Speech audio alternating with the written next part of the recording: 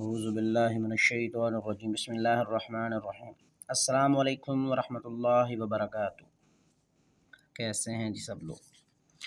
उम्मीद करता हूँ खैरियत के साथ होंगे। आज गोल्ड वीकली एनालिसिस के साथ हाज़िर हैं कि गोल्ड इस वीक किस तरफ मूव कर सकता है। और ये वीक शुरू होने जा रहा है 31 जुलाई से 4 अगस्त 2023, जो कि इंतहाई इम्पोर्टेंट वीक है। इसमें मंथली क्लोजिंग भी है और मंथली क्लोजिंग भी ऐसे कि जिसके बाद एक कमाल किस्म का मार्केट के अंदर भूचाल टाइप की वॉलेटिलिटी होगी, जो नेक्स्ट कैंडल मंथली बनेगी।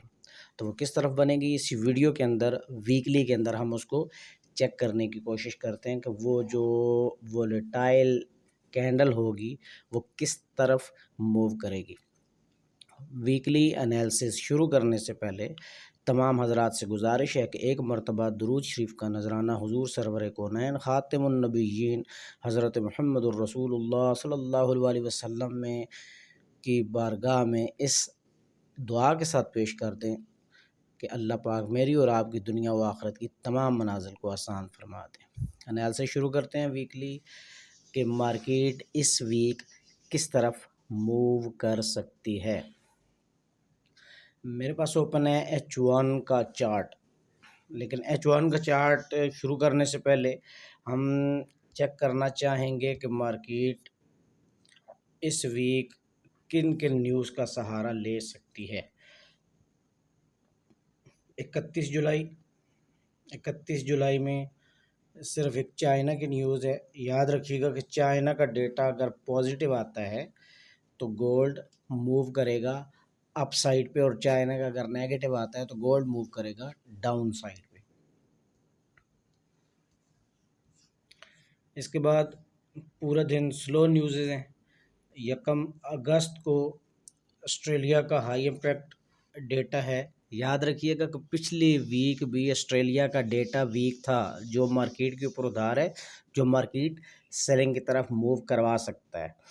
दूसरी तरफ यूएसडी का डेटा स्ट्रॉन्ग था, जिस पर मार्केट ने सिर्फ 30 से $35 मूव दी थी डाउन की तरफ, और दोबारा 1942 की सपोर्ट लेके ऊपर चला गया था।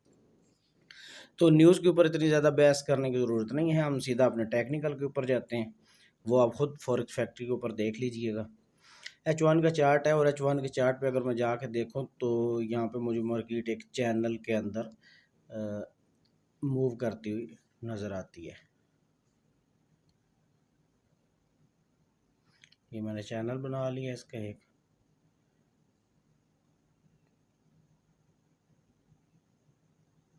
ये अब मार्केट इस चैनल के अंदर ही मूव करेगी जब तक इस चैनल को ब्रेक नहीं करेगी। ये इसने पहला डाउन, दूसरा वेक, तीसरा, चौथा डब्ल्यू पैटर्न, पांचवा ये, और ये जो पांचवा इसका स्विंग होता है, पांचवें पे हर सूरत ब्रेक करती है। अगर पांचवें पे ना कर सके तो छठे पे, मतलब जो डब्ल्यू या एम पैटर्न होता है वो तो कंफर्म करती है मार्केट।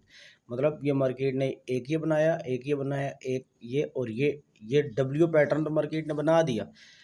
अब मार्केट ने मूव करना है और किस तरफ करना है ये देखना ज़रूरी है। वो हमें कैसे पता लगता है कि किस तरफ मूव करेगा? पहले नंबर पे ये चीज़ है कि ये मार्केट यहाँ से सेलिंग प्रेशर में। दूसरे नंबर पे क्या चीज़ है? लास्ट वीक यूएसडी का डेटा पॉजिटिव आया। तीसरे नंबर पे क्या चीज़ है? इंटरेस्ट रेट उन्होंने बढ़ाया, जो मार्केट के ऊपर सेलिंग प्रेशर रख सकता है।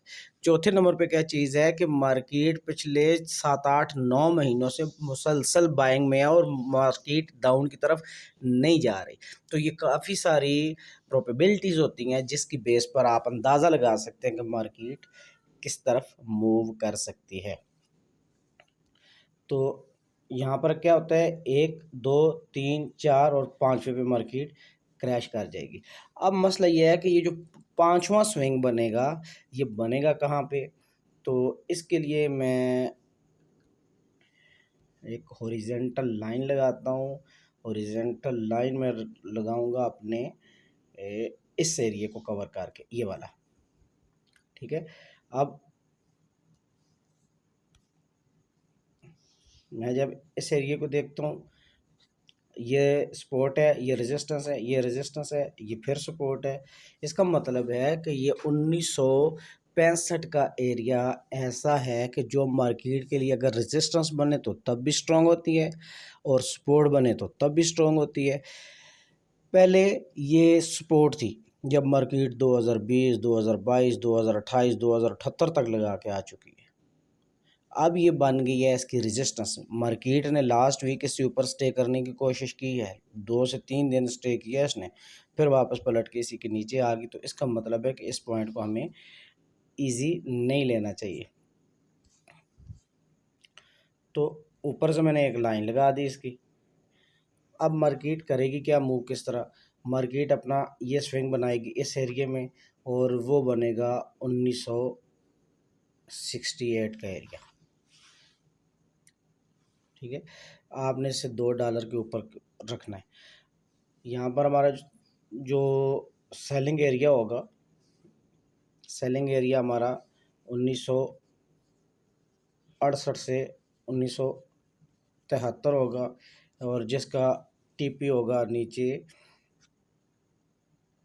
20, 10 और 1900। इस वीक में पॉसिबिलिटी है कि मार्केट जा सकती है।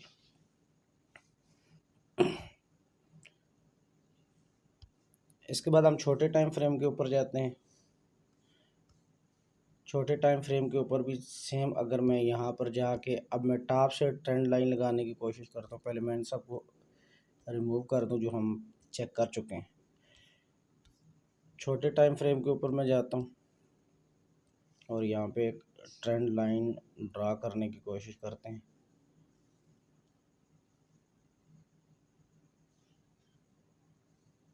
ये, और इधर से मैं एक ओरिजेंटल लाइन लगाता हूँ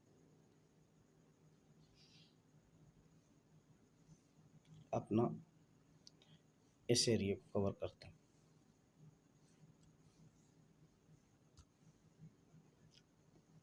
कौन सा एरिया मैंने कवर किया, ये रेजिस्टेंस, ये सपोर्ट, ये रेजिस्टेंस, ये रेजिस्टेंस, फिर उसके बाद यही सपोर्ट मार्केट ने तोड़ी है। ये जिस एरिया को मार्केट ने तोड़ा है, और वो कौन सा बनता है, ये 1973। तो क्या कंफर्मेशन हमारे पास आई कि मार्केट यहाँ पे ऊपर जाएगी, 1973 को टच कर सकती है और डाउन आ सकती है।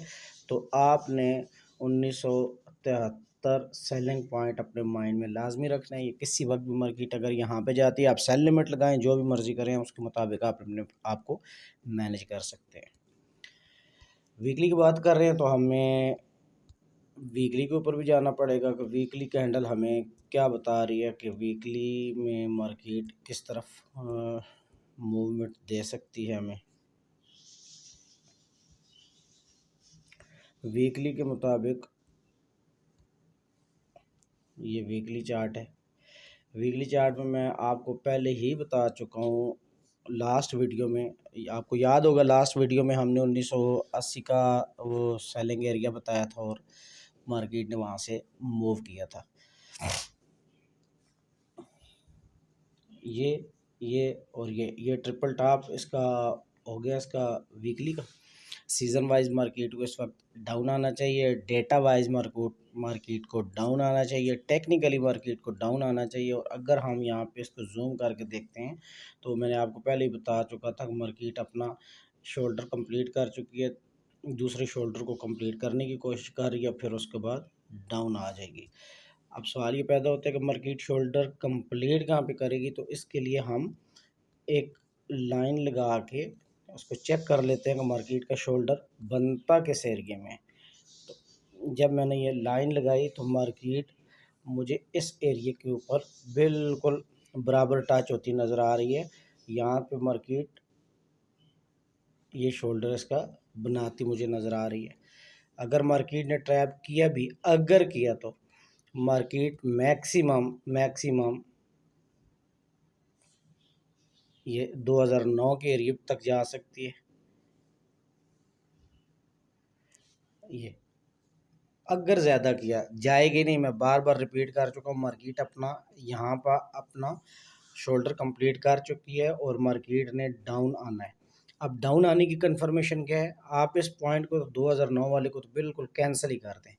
आप 1973 से सेलिंग जोन अपने माइंड में लाजमी बना के रखेंगे। 1973 मैक्सिमम जा सकती है, इसके ऊपर आप कोई भी अपना एसएल मैनेज कर सकते हैं।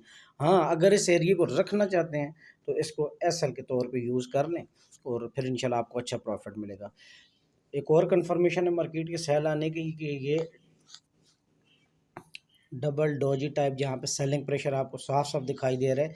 नेक्स्ट कैंडल जैसे बनेगी, नेक्स्ट कैंडल सेलिंग की तरफ मूव कर सकती है। अगर आप भी गई तो आप अपने इस एरिया को ही टच करेगी, जो वही 64 और 65 और 68 का एरिया मैक्सिमम वो बनता है। तो इसके मुताबिक मार्केट सेलिंग की तरफ मूव कर सकती है। ये था हमारा आज का वीकली एनालिसिस, जो आई होप आपको समझ आ गया होगा कि 1965 से लेके 1973 तक फुल सेलिंग जोन है। आप डायरेक्ट सेलिंग में बैठे हैं। 1965 से 73 का मतलब ये हरगिज़ नहीं है कि आप उसका वेट करेंगे ऊपर जाए तो फिर हम डाउन आए। मार्केट अभी 1960 के ऊपर है, यहाँ से आप डायरेक्ट सेलिंग पर बैठ सकते हैं और फिर अपना टीपी उस हिसाब से आप सेट कर लें। लेकिन अपना एसएल जो है 1973 से ऊपर किसी एरिया में भी रख सकते हैं। बाकी अगर आप हमारी ब्रॉडकास्ट टीम का हिस्सा बनना चाहते हैं तो डिस्क्रिप्शन में दिए गए व्हाट्सएप नंबर पर हमसे रब्ता कर सकते हैं और हम वहाँ पे डेली सिग्नल्स प्रोवाइड करते हैं और हमारी टीम अल्हम्दुलिल्लाह बहुत अच्छा प्रॉफिट अर्न करती है। बात यह है कि इस मार्केट से आप फ़ायदा तब ले सकते हैं कि जब आप सब्र के साथ, तहम्मुल के साथ काम करेंगे। जल्दबाजी ये मार्केट बिल्कुल नहीं मानती और बहुत ज़्यादा होशियारपन ये मार्केट नहीं मानती। जिस बंदे को भी ये लगे कि शायद उसको बहुत ज़्यादा इस मार्केट का नॉलेज है, तो वो इस मार्केट का सबसे नाकाम तरीन शख्स होगा। ये मार्केट अगर आप 100 साल भी रन करते रहें तो 100 साल के बाद भी आप सीखने वालों में अगर रहेंगे तो फिर ये मार्केट सीखने वालों की कदर करती है, सयानों की कदर नहीं करती। तो हम कोशिश करते हैं कि जो अंदाज़ा हमें होता है हम उसके मुताबिक आपको बताने की कोशिश करते हैं और अल्हम्दुलिल्लाह हमारे उसके मुताबिक मार्केट जाती है और हमारी टीम अच्छा प्रॉफिट अर्न करती है। खुश रहें, आबाद रहें।